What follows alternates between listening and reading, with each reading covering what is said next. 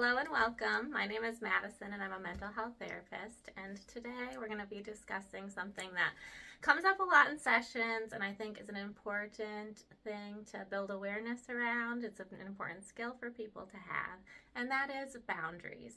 But we're going to talk about it in a little different way than you might expect. I do not know who needs to hear this, but you are not responsible for setting boundaries on the behalf of other people. Now, what do I mean by this? This is what I see a lot with people who fall into the mind-reading thinking trap. They have good intentions and they are trying to make sure no one's upset with them, that they're not crossing other people's boundaries, that they aren't being annoying or invasive or pushing people too far. So it's actually really coming from a place of kindness and care and concern. But what they are doing is, again, mind reading. They are trying to guess what the other person means, how they think and feel, and unintentionally, they are holding themselves back in a lot of ways. They might say no, for example, if somebody asks them to hang out because they think, oh, they don't really mean it, or oh, they just feel like they have to, they don't actually want me there. Is that something you've ever experienced? Well, you're definitely not alone. This is something that is really common, and like I said, that I hear about a lot.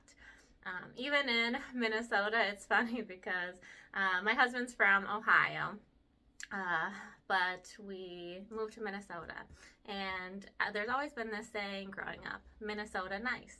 And I, being originally from Minnesota, always thought, oh yeah, because people from Minnesota are just kind and genuine and authentic and great people.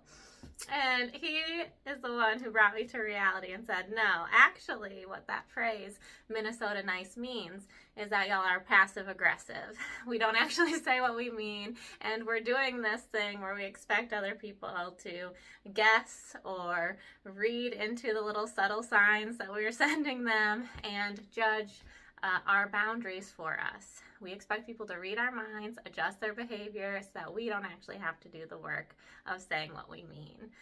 And since he said that, I do notice that a lot, that, ultimately it is easier for others in some cases if we are falling into this mind reading trap, trying to guess at their boundaries, because they never have to take on the responsibility that is truly theirs to say what they actually mean.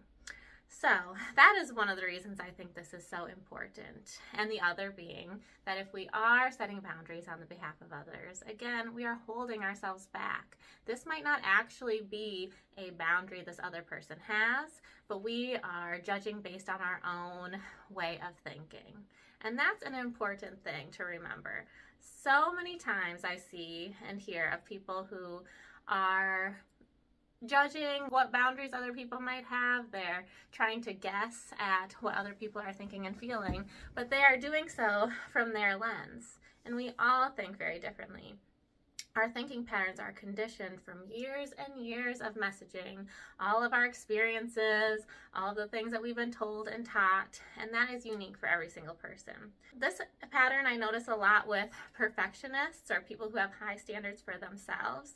They are mentally holding other people to that same expectation, that the other people have that same standard in their interactions that they hold. And so they're thinking, oh, this person is upset at me, I'm crossing a boundary, when actually that person might not care at all. They might have a total different set of expectations and boundaries than we have. So if you're a perfectionist, if you find yourself trying to read other people's minds, if you're a people pleaser, then this might be something that you should be mindful of and pay attention to. It's really difficult, don't get me wrong, but I think a big part of this is first changing our thinking surrounding it, and at least identifying that there's an alternate way of thinking. There could be a different way the person is interpreting it. So one example I often use is to imagine you are walking down the street and you are walking past somebody that you know well. You smile and wave, but they don't seem to respond at all. They don't acknowledge you.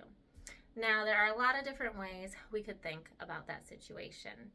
One would be, oh, this person's mad at me. They ignored me on purpose. If we think that way, then it's going to impact our feelings and our behavior. We might feel hurt, we might feel rejected, we might be sad, we might be mad.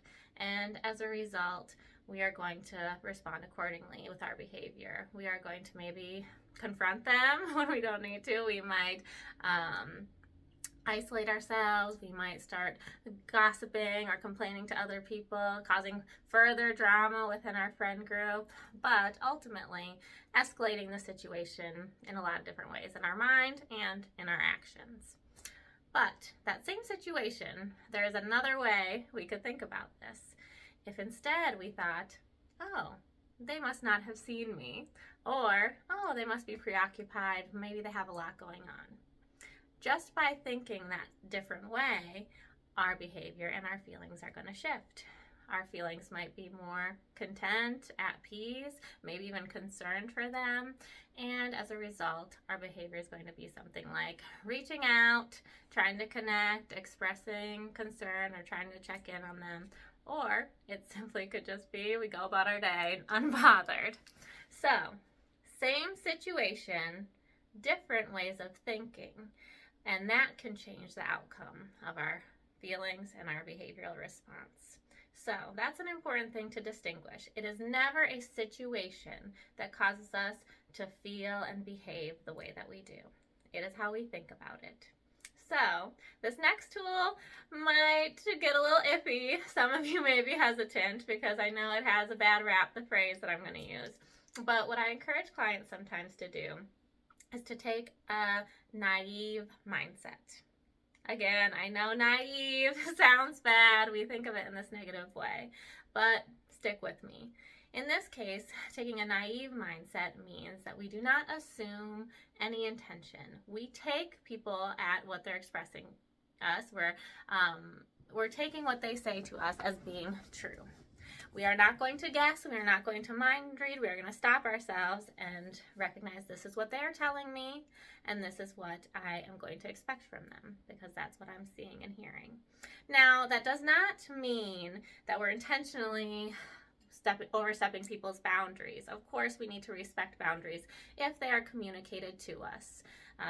But if somebody's not communicating them, we're going to stop mind reading. We're going to stop assuming. We are going to allow them space to communicate those to us. And if they don't communicate those to us, either that is something they need to work on and develop, is that skill of setting boundaries, or they don't care. That's not a boundary they have. They're thinking differently. And so we can feel peace of mind in that. I hope that this makes sense. I know it is a tricky thing to navigate and way easier said than done, but it really can empower your relationships in a couple of ways. Again, it's going to make you more bold and brave and putting yourself in different situations, because if you're not guessing about what people want from you, you might say yes more, or you might say no more. You may be able to set different boundaries for yourself. And that would be really freeing.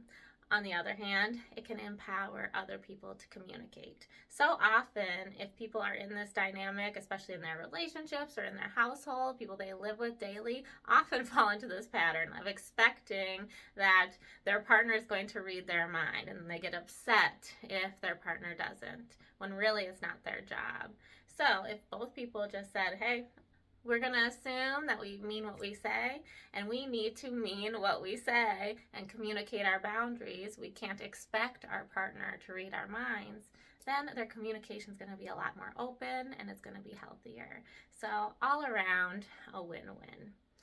I hope that you enjoyed this message and got something out of it. If you did, please like and subscribe. That would mean a lot. I know that I'm just kind of getting into the flow of this, and I actually had some videos recorded and my phone broke, so I lost access to those. So these are all re-recorded, starting again. But yeah, like I said, I started this channel to try to connect with new people, get mental health information out there to who may be able to use it. I don't believe in gatekeeping, and I want to make things as accessible as I can. And ultimately, not everybody goes to therapy, feels the need, or can afford it.